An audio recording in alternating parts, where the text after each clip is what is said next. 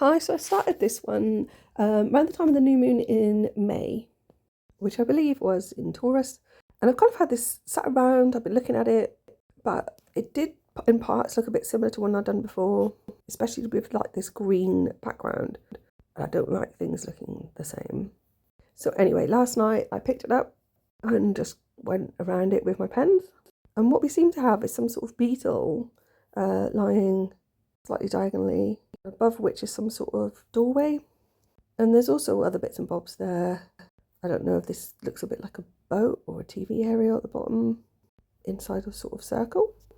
There's the front end of that beetle. I don't know which one it is. Looks a bit like Paul. And there's a bit that looks a bit like a doorway, an archway.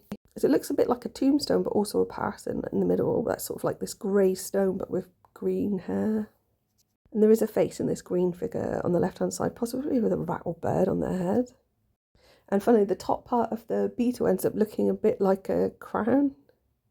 You can see it a bit easier in this picture. So I guess that relates in a way to Kita. A little bit of fire going on there. There's a female figure about halfway down stretched across as well. And then this sort of male king-like figure below that. So perhaps the way she's stretching across is a bit like Newt. And she's got what looks like a fish hook dangling down from her neck, about to catch this chap. And he's not looking, so he's not going to be able to escape.